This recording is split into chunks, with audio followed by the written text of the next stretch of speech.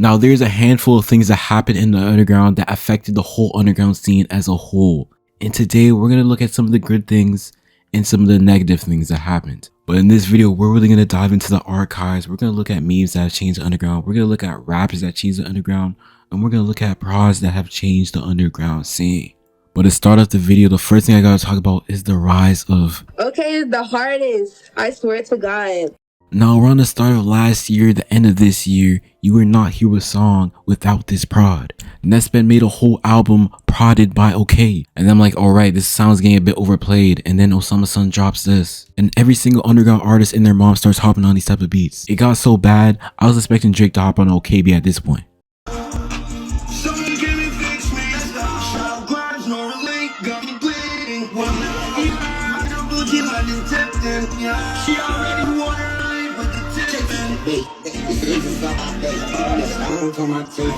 But besides that, Nespen had to be locking this prod in the studio because I don't know what was going on. During its prime, I was looking left, there was an OKB. I was looking right, there was an OKB. It was clear to me that their intention was milking this sound until it was dry. But I'm not gonna lie, there was some hard music coming out of this phase. But I definitely think if they slowed down with this type of production style, this sound would have lasted so much longer. And a lot of people say this is the reason he had a bit of a fall off. If you guys didn't know, he had about 1 million monthly listeners and now he only has 900. But more of the story, the lesson we learned here that it is good to slow down when you're creating art. But the next thing I think that really affected the underground a lot was really 2020 and 2021. Now personally, this is around the start of the time I started listening to underground music, and a lot of people say that this is the prime. That statement is pretty understandable because that's when a lot of underground artists really started popping up, like Baby Santana, Slump Success, and a bunch of other really big names at the time. And the pluggnb sound was really popular at this time as well. I remember that.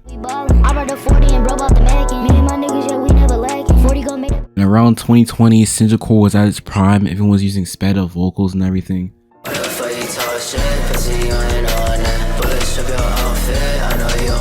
So to be honest, without these 2 years, I don't think the underground will be anywhere near where it's at without these eras. It's really a time where the underground really started gaining popularity, and it's really a time where you just had to be there to experience all of it. Now I personally see the underground from this time kind of like a framework for what it is now. But the next major thing I want to talk about is going to be the rise of net spend. Now to those who are uneducated, you might be questioning me, how can the rise of one underground artist affect the whole underground scene? Which, looking back at it myself, is still kind of crazy how he actually blew up and the amount of influence that happened after he blew up. But how this all started off was Nespen was dancing to a sample he made.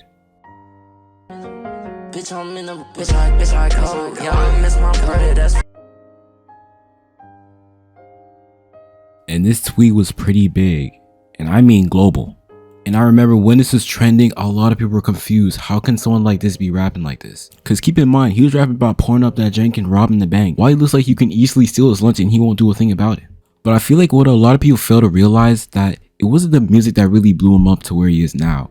It was really his appearance and gimmick in the sample. And to me, this whole situation is identical to when Little Shine started blowing up. It's just that Nespen's era happened during TikTok and got way more popular. Which one thing I noticed with both of these snippets is that they both got a huge amount of hate, but at the end they got a cult-like fan base after this. And the aftermath after this snippet was huge.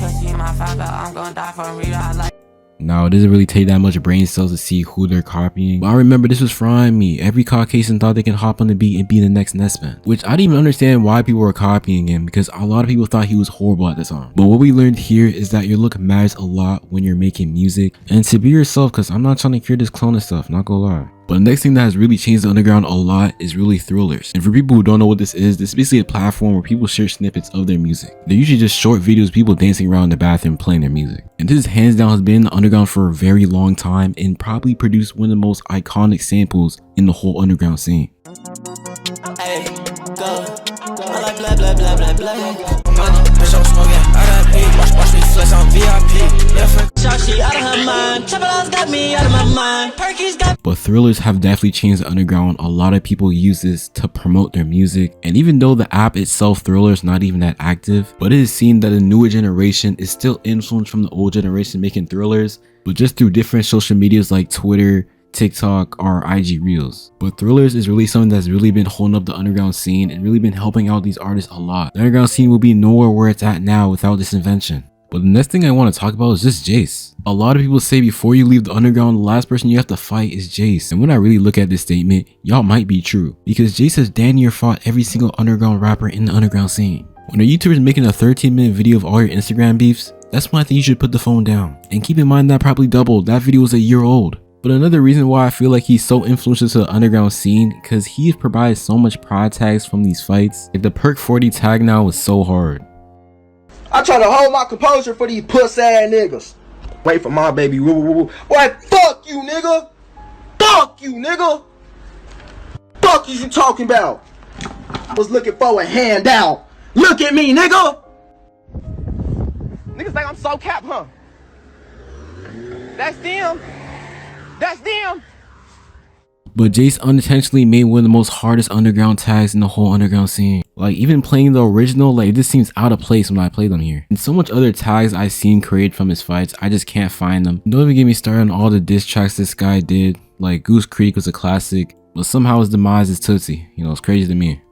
But at the end of the day, he definitely has an influence on the underground scene from memes and just how he acts around this community. But another thing is the whole rise of TDF and friends. TDF alone has changed the underground greatly. And if you guys are unsure what I'm talking about the producer TDF and the whole group of Slime Crew, Osama Sun, 1AM, you know, and there's many others. Just like pluggnb, TDF has created his own wave, his own kind of sound in a way that many artists hopped on this type of beat and many producers try to recreate some of the stuff TDF does. And some people debatably say that he's one of the best producers in the whole underground scene. But let me know what you guys think.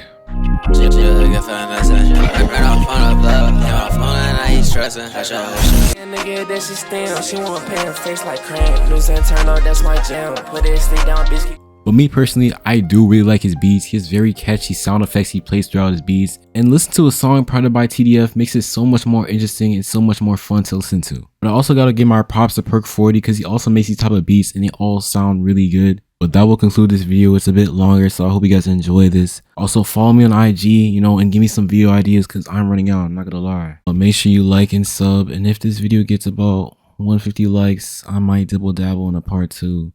But that's all I got. See ya.